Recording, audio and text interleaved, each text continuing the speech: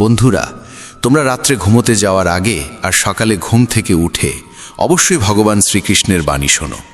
এতে তোমার জীবন বদলে যাবে। চলো আর কোনো দেরি না করে সেই পবিত্র বাণী শুনি।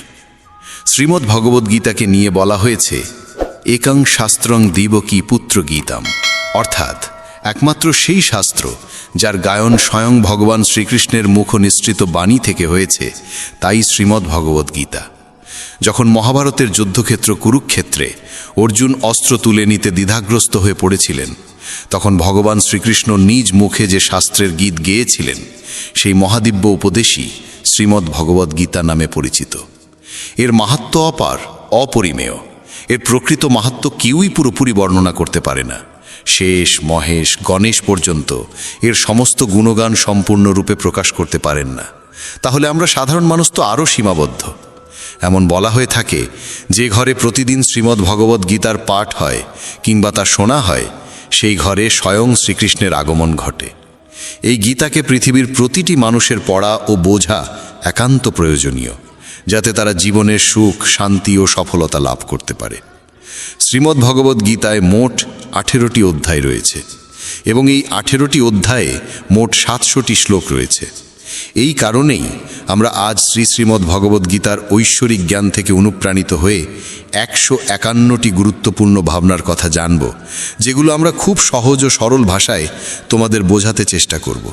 আর আমাদের পূর্ণ বিশ্বাস, প্রতিদিন এই ভাবনাগুলি শ্রবণ করলে তোমার জীবনের বর্তমান এবং ভবিষ্যতের সমস্ত সমস্যা থেকে মুক্তি লাভ সম্ভব হবে। চলো শ্রীমদ্ ভগবদ্গীতার সেই সবচেয়ে শক্তিশালী 151টি ভাবনার দিকে এগিয়ে চলি এবং সেগুলিকে আমাদের জীবনে গ্রহণ করার চেষ্টা করি। শ্রীমদ্ ভগবদ্গীতার প্রথম ও সর্বাধিক গুরুত্বপূর্ণ উপদেশ হল কর্মই সর্বোচ্চ ধর্ম।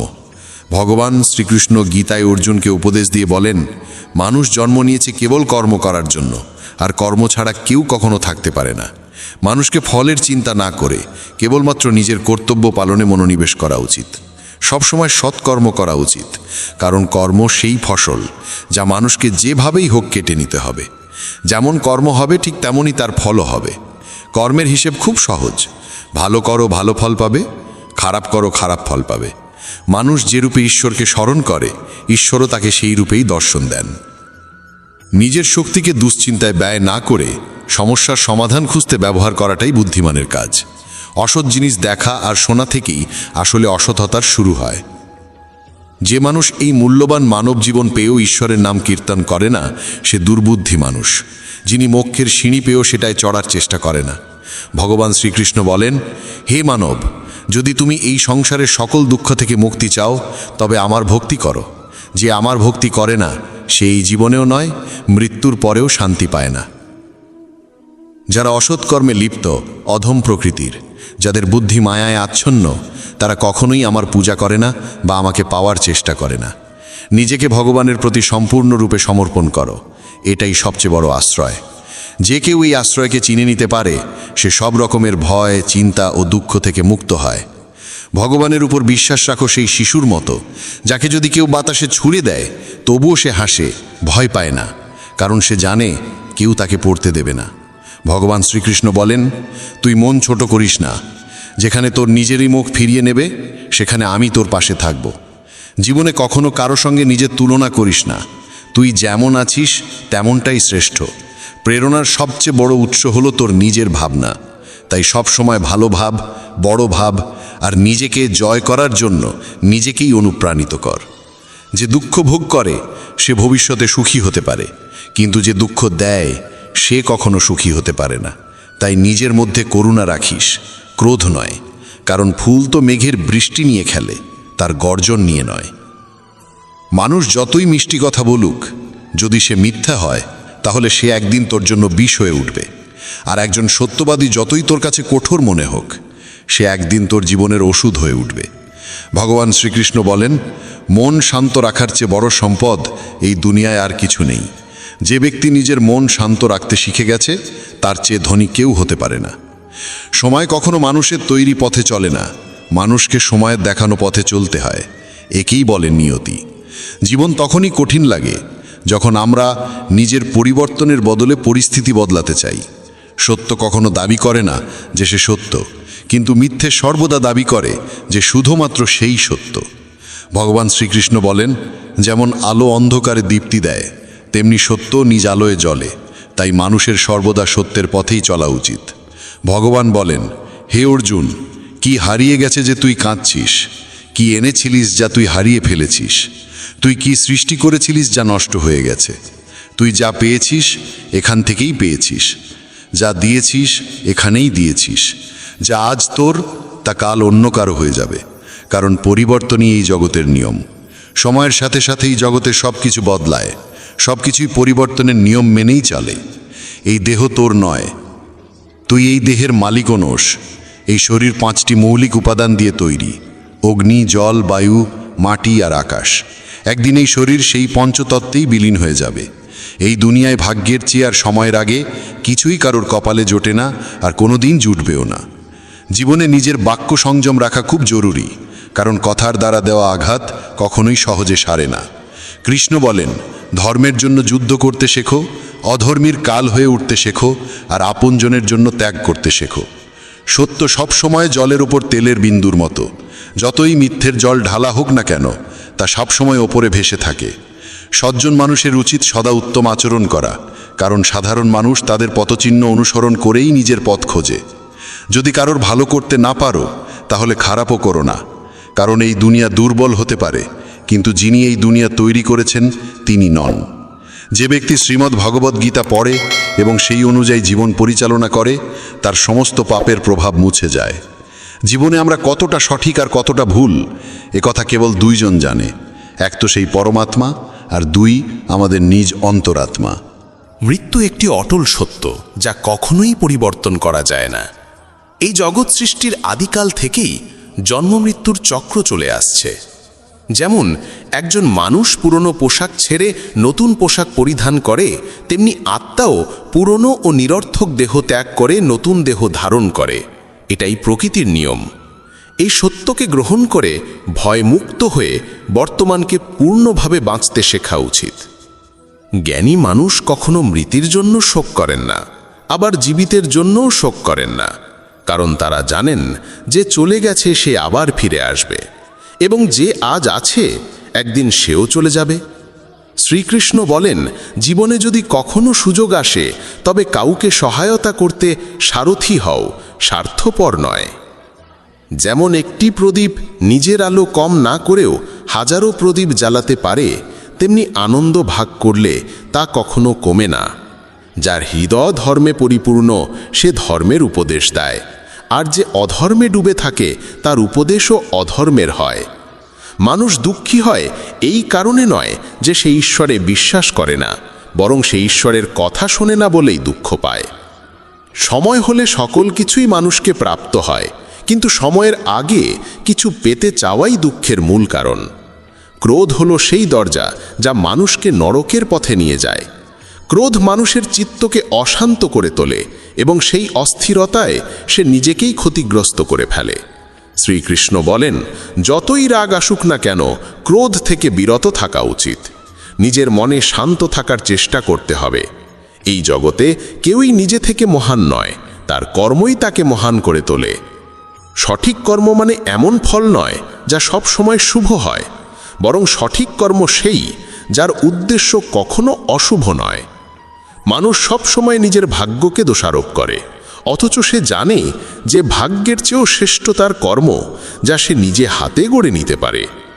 আজ যা তোমার আছে তা কাল কারু ছিল এবং পরশু আবার কারু হবে। তুমি এসেছিলে খালি হাতে, আবার ফিরে যাবে খালি হাতে। অতীতের জন্য দুঃখ করে লাভ কি? বর্তমানের জন্য অহংকার করে কি হবে? ভবিষ্যতের জন্য মোহ রেখেই বা কি হবে?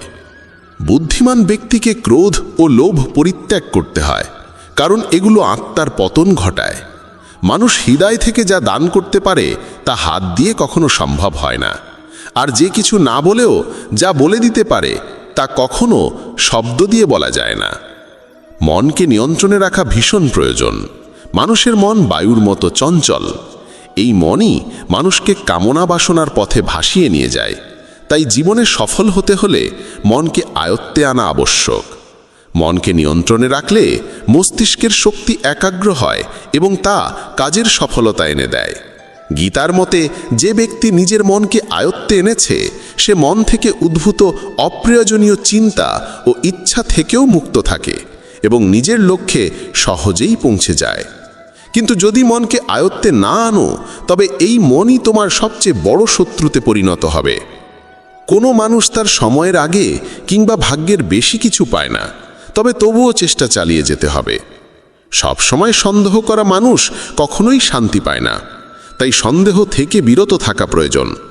অতিরিক্ত সন্দেহে মনের শান্তি নষ্ট হয় এবং মানুষ বিভ্রান্ত হয়ে নিজের সম্পর্কগুলো ধ্বংস করে ফেলে। দেহের সৌন্দর্য মনকে আকর্ষণ করে, কিন্তু স্বভাবের সৌন্দর্য হৃদয়কে আকর্ষণ করে। তাই মানুষের স্বভাব সবসময় নির্মল হওয়া উচিত। ইতিহাস বলে গতকাল সুখ ছিল, বিজ্ঞান বলে আগামীকাল সুখ আসবে, কিন্তু ধর্ম বলে যদি মন সৎ আর হৃদয় পবিত্র হয় তবে প্রতিদিন সুখ থাকে। কে কি করছে, কেন করছে, কিভাবে করছে, এসব থেকে যত দূরে থাকবে তত বেশি শান্ত থাকবে। শ্রীকৃষ্ণ বলেন, যে ব্যক্তির মধ্যে জ্ঞানের অভাব আছে এবং যার মনে ঈশ্বরের প্রতি বিশ্বাস নেই সে জীবনে কখনো আনন্দ বা সফলতা লাভ করতে পারে না। ক্ষমা করতে শেখো, নীরব থাকতে শেখো, তুমি এমন এক শক্তিতে পরিণত হবে যার সামনে পাহাড়ও পথ ছেড়ে দেবে। বেশি খুশি হলে বা বেশি দুঃখে থাকলে কোনো সিদ্ধান্ত নেওয়া উচিত নয়, কারণ এই দুই অবস্থায় মানুষ কখনো সঠিক সিদ্ধান্ত নিতে পারে না। কানহা বলেন, যখনই এই পৃথিবীতে পাপ, অহংকার ও অধর্ম বৃদ্ধি পাবে তখনই আমি তার বিনাশ করতে এবং পুনরায় ধর্ম প্রতিষ্ঠা করতে অবতার গ্রহণ করব। যারা আত্মিকভাবে জাগ্রত তাদের পথ হচ্ছে নিঃস্বার্থ কর্মের। যারা ঈশ্বরের সঙ্গে যুক্ত তাদের পথ স্থিরতা ও শান্তির। মোহই পতনের কারণ। মানুষের সমস্ত দুঃখের মূল হচ্ছে তার মোহ। যত বেশি মোহ করবে তত বেশি কষ্ট পাবে। পশ্চাত্তাপ অতীতকে পাল্টাতে পারে না এবং চিন্তা ভবিষ্যৎকে গড়তে পারে না। তাই বর্তমানেই সুখ খোঁজাই জীবনের আসল আনন্দ। মানব কল্যাণ হল গীতার মূল উদ্দেশ্য। তাই নিজের কর্তব্য পালন করতে গিয়ে মানুষের মঙ্গলকেই প্রাধান্য দেওয়া উচিত। হে অর্জুন, যে ব্যক্তি আমার অলৌকিক জন্ম ও কর্মকে সত্যভাবে উপলব্ধি করে সে দেহত্যাগের পর পুনর্জন্ম নেয় না এবং আমার পরমধামে পৌঁছে যায়। যে ব্যক্তি সমস্ত ইচ্ছাকে ত্যাগ করে, সমস্ত আবেগ থেকে মুক্ত হয়ে যায়, সে অপার শান্তি লাভ করে। শ্রীকৃষ্ণ বলেন, যে তোমার পাশে থাকে তার পাশে থাকো, যে তোমাকে ঠকায় তাকে ছেড়ে দাও। যেখানে তোমার সম্মান নেই সেখানে কখনো যেও না, না হলে মানুষ তোমাকে দুর্বল এবং মূর্খ ভাববে। যেখানে বৃষ্টি নেই সেখানে ফসল শুকিয়ে যায়, আর যেখানে সংস্কার নেই সেখানে ভাগ্যও শুকিয়ে যায়। ঈশ্বর আমাদের যা কিছু দিয়েছেন সেটাই আমাদের জন্য যথেষ্ট এবং সেটাই চিরন্তন সত্য। সংযম, সদাচার, স্নেহ এবং সেবা, এই গুণগুলো সত্য সঙ্গ ছাড়া আসে না। ঈশ্বরের প্রতি প্রার্থনা মানুষকে পরিস্থিতি বা ভাগ্য বদলাবে কি না সেটা নিশ্চিত নয়, কিন্তু সেই প্রার্থনা মানুষকে অন্তর থেকে বদলায়, তার চরিত্রে পরিবর্তন আনে। যে সমস্ত মানুষ বলে যে তাদের সময় নেই, প্রকৃতপক্ষে তাদের ঘনিষ্ঠ সম্পর্কের তালিকায় তোমার নামটাই নেই। কথা এতটাই মধুর হওয়া উচিত যাতে যদি কোনোদিন তা ফিরিয়ে নিতে হয় তবু কখনো তেতো না লাগে। নিজের মধ্যে সামান্য আত্মসম্মান থাকা প্রয়োজন, না হলে মানুষ তোমাকে সেখানেও দমন করার চেষ্টা করবে যেখানে তোমার অধিকার থাকা উচিত। যতক্ষণ না তুমি নিজেকে হার মানাও ততক্ষণ দুনিয়ার কোনো শক্তিই তোমায় হারাতে পারে না। নীরবতা হলো সবচেয়ে বড় জবাব, আর ক্ষমা করে দেওয়া হলো সবচেয়ে বড় শাস্তি। যে মানুষের মধ্যে ধৈর্যের শক্তি থাকে তার শক্তির কোনো তুলনা হয় না। আমাদের অহেতুক দুশ্চিন্তা আর মনের ভয় এমন এক রোগ যা আমাদের আত্মার শক্তিকে ছিন্ন ভিন্ন করে দেয়।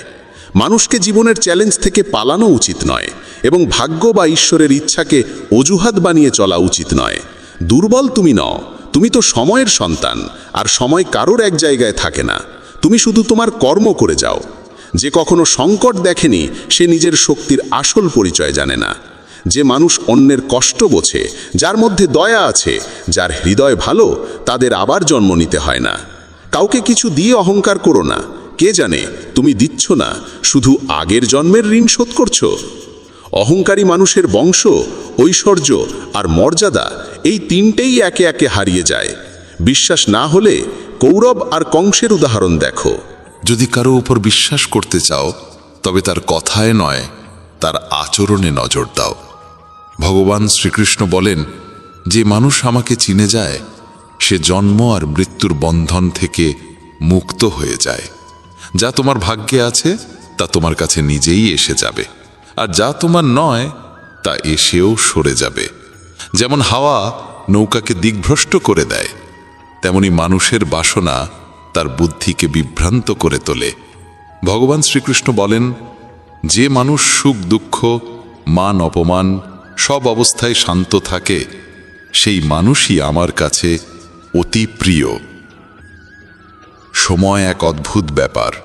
যদি তার সঙ্গে চলো সে তোমার ভাগ্য বদলে দেয়, আর যদি তার সঙ্গে না চলো তবে সে তোমার জীবনটাই বদলে দেয়। মানুষ কাঁদলে দুর্বল হয় একথা ঠিক নয়, বরং কান্নায় যিনি ভেঙে পড়েন তিনিই সবচেয়ে শক্তিশালী হয়ে ওঠেন। আমাদের যা আছে তাতেই খুশি থাকা উচিত, কারণ আমরা যেমন জীবনযাপন করছি সেটাই অনেকের স্বপ্ন। পাথর হয়তো শেষ আঘাতে ভেঙে পড়ে, কিন্তু প্রথম আঘাত কখনো বৃথা যায় না। সে মানুষটিকে কখনো বিশ্বাস করো না যার স্বভাবই হলো কষ্ট দেওয়া বা প্রতারণা করা। যদি চাও সবাই তোমায় ভালোবাসুক, তবে ভালোবাসার সূচনা তোমাকেই করতে হবে, কারণ প্রকৃতির নিয়ম যা বপন করবে তাই ফলবে। অনেক সময় কোনো কিছু আঁকড়ে রাখা তোমার ক্ষতি করে দিতে পারে, তাই যা চলে যেতে চায় তাকে চলে যেতে দাও। চোখের জল যদিও ওজনে হালকা, কিন্তু ঝরে পড়লে মনটা অনেক হালকা হয়ে যায়। মানুষ ভুল করে অন্যদের চোখে ধুলো দিতে পারে, কিন্তু ভগবান তো সব হিসেব রাখেন। তোমার সততা আর অন্যের ভুল কখনো বোঝাতে যেও না, সময় একদিন সব নিজেই বুঝিয়ে দেবে। ঈশ্বরের সৃষ্ট একটি গাছের নিচে যেমন ধনী বসতে পারে তেমনি গরিবও বসতে পারে। দুজনই একরকম বাতাস আর ছায়া পায়, কোনো তফাৎ নেই। এর মানে ঈশ্বর সব মানুষকে এক চোখে দেখেন। সেই মানুষটিকে কখনো উপেক্ষা করো না যে তোমায় ভালোবাসে, তোমার যত্ন নেয়, তোমায় মনে করে, কারণ একদিন যখন তোমার চোখ খুলবে তখন তুমি বুঝবে যে তুমি তারা গুনতে গুনতে চাঁদকে হারিয়ে ফেলেছ। ধৈর্য রাখো, সঠিক সময় এলে তুমি সব কিছু পাবে যার জন্য তুমি এতদিন পরিশ্রম করেছ। অনেক সময় ঈশ্বর তোমায় ধনী করেন এই কারণ তিনি নিজে গিয়ে সবার দরজায় দরজায় সাহায্য করতে পারেন না। তাই যা কিছু তোমার আছে তা ভাগ করে নিতে শেখো। ধ্যান মানে হলো ভেতর থেকে হাসা, আর সেবা মানে হলো এই হাসিটাকে অন্যদের কাছে পৌঁছে দেওয়া। যখন আগামীকাল কি হবে তা জানো না, তখন আজকের দিন কেন নষ্ট করছো? যে মুহূর্তে হাসা যায় সেই মুহূর্তে কাল নিয়ে কান্না করে সময় নষ্ট করার মানে নেই। সৌভাগ্যবান তারাই যারা সব ভালো পায় তা নয়, বরং সৌভাগ্যবান তারাই যারা যা পায় তা ভালো করে নেয়। যদি শান্তি চাই তবে অন্যের কাজে আর অন্যের ভুলে মন দেওয়া বন্ধ করে দাও। শুধু নিজের জীবন আর ভালো জিনিসগুলোর দিকেই মন দাও। তুমি জলের মতো হও যে নিজের পথ নিজেই তৈরি করে নেয়। পাথরের মতো কঠিন হইও না যে নিজে তো থেমে যাই, অন্যের পথেও বাধা হয়ে দাঁড়ায়। যেমন অল্প একটু ওষুধ ভয়ঙ্কর রোগকে শান্ত করে দিতে পারে, ঠিক তেমনি ঈশ্বরের সামান্য স্মরণও অসংখ্য কষ্ট আর দুঃখের নাশ করে দিতে পারে। তুমি যদি নিজে সুখী হও সেটা খুব ভালো কথা, কিন্তু যদি তোমার কারণে অন্য কেউ সুখী হয় তবে তার চেয়েও বড় আনন্দ আর কিছুই হতে পারে না। ভগবান শ্রীকৃষ্ণ বলেন, যদি কেউ তোমাকে কষ্ট দেয় তবে মন খারাপ করো না, কারণ মানুষ সবসময় সেই গাছে পাথর ছোড়ে যেটার ফল সবচেয়ে মিষ্টি হয়। একবার ভাবো তো, মানুষও কখনো কোনো তালা তৈরি করে না চাবি ছাড়া, তাহলে তিনি তো ঈশ্বর। তিনি এমন কোনো সমস্যা সৃষ্টি করবেন কেন যার কোনো সমাধান নেই? এই রূপ, এই অর্থ, এই ধন দৌলত, এই ছলচাতুরি সব কিছুই একদিন ধ্বংস হয়ে যাবে। একমাত্র তোমার সৎ কর্মই তোমার সঙ্গে যাবে। যে মানুষ সহজ সরল স্বভাবের তাকে কখনো দুর্বল ভেবে ভুল করো না, কারণ তার সরলতা তার চারিত্রিক সংস্কার, দুর্বলতা নয়। সময়ের চেয়েও বেশি মূল্যবান হয় অনুভূতি, তাই সেই মানুষদের উপরই তা খরচ করো যারা তা বোঝে। যে সত্য কথা বলে আর সঠিক পথে চলে সেই মানুষই অধিকাংশ সময় এই পৃথিবীতে তিক্ত মনে হয়। কারো প্রতি অহংকার করো না, সবাইকে আপন করে মিশে থাকো, সে তোমার আত্মীয় হোক কিংবা বন্ধু। আঘাত শুধু শরীরে লাগলেই টের পাওয়া যায় না, আত্মায় লাগলে তার বেদনা আরও গভীর হয়, আরও তীব্র হয়। যে দান কোনো শর্ত ছাড়া কর্তব্য হিসেবে নিঃস্বার্থভাবে কাউকে দেওয়া হয়, সেটাই প্রকৃত দান। নিন্দার ভয় পেয়ে কখনো তোমার লক্ষ্য থেকে মুখ ফিরিও না, কারণ লক্ষ্য পূরণ হলেই নিন্দুকদের মত পাল্টে যায়। যদি তুমি কাউকে একবার ক্ষমা করো তাহলে তুমি বুদ্ধিমান, যদি দ্বিতীয়বার ক্ষমা করো তাহলে তুমি হৃদয়বান, কিন্তু যদি তৃতীয়বারও তাকে ক্ষমা করো তাহলে তুমি এই দুনিয়ার সবচেয়ে বড় মূর্খ। জীবনের সবচেয়ে দামি জিনিস হলো তোমার বর্তমান। একবার সেটা চলে গেলে পৃথিবীর সমস্ত ধন সম্পদ দিয়েও আর তা কেনা সম্ভব নয়। শ্রীকৃষ্ণ বলেন, মানুষ চাইলে তার জীবন খুব সহজভাবে কাটাতে পারে, কিন্তু সে তা করতে পারে না। সে সারাক্ষণ দুশ্চিন্তায় ডুবে থাকে। সে অতীতের কথা ভেবে কষ্ট পায়, সে মৃত্যুকে ভয় পায়। সে জীবনে যেমন ঠিকঠাকভাবে বাঁচতে পারে না, মৃত্যুকেও ঠিকভাবে গ্রহণ করতে পারে না। শ্রীকৃষ্ণ বলেন, তোমার অতীত আমি পাল্টাতে পারি না, কিন্তু তোমার বর্তমান যদি তুমি সৎভাবে বাঁচো তাহলে তোমার ভবিষ্যৎ আমি নিশ্চিতভাবে উজ্জ্বল করে তুলব। ঈশ্বরের কাছে কিছু চেয়ে না পেলে অভিমান করো না, কারণ ঈশ্বর কখনো সেটা দেন না যা তোমার কাছে ভালো লাগে, বরং তিনি সেটাই দেন যা সত্যিকারের ভালো তোমার জন্য। যেমন সমুদ্র পার হতে হলে নৌকাই একমাত্র উপায়, তেমনি স্বর্গে পৌঁছানোর একমাত্র সোপান হল সত্য। আমরা কিছু না বললেও তিনি শুনে নেন, তাই তার নাম পরমাত্মা। আর তিনি কিছু না বললেও আমরা যদি অনুভব করতে পারি, সেটাই শ্রদ্ধা। কানহা বলেন, আমি এই পৃথিবীর মাটির কোমল গন্ধ, আমি আগুনের তাপ, আমি সব জীবের প্রাণ, আর সন্ন্যাসীদের আত্মসংযম আমি। ভগবান শ্রীকৃষ্ণ বলেন, যে ব্যক্তি মৃত্যুর সময় আমায় স্মরণ করে শরীর ত্যাগ করে, সে আমার চিরন্তন ধামে পৌঁছায়। হে মানব, যদি তুমি সংসারের সব দুঃখ থেকে মুক্তি পেতে চাও তবে আমার ভক্তি করো। যে আমার ভক্তি করে না সেই জীবনেও শান্তি পায় না, না মৃত্যুর পর। ভগবান বলেন, যে ব্যক্তি গীতার এই গূঢ় জ্ঞানকে ভক্তদের মাঝে পৌঁছে দেয়, তাদের মধ্যে প্রচার করে, সে আমার অত্যন্ত প্রিয় হয়। যেমন এই জ্ঞানের মাধ্যম আমরা হয়েছি, তেমনি তুমিও মাধ্যম হও। এই অমূল্য জ্ঞানকে যতটা সম্ভব বেশি মানুষের কাছে পৌঁছে দাও এবং ভগবান শ্রীকৃষ্ণের প্রিয় ভক্ত হয়ে ওঠো।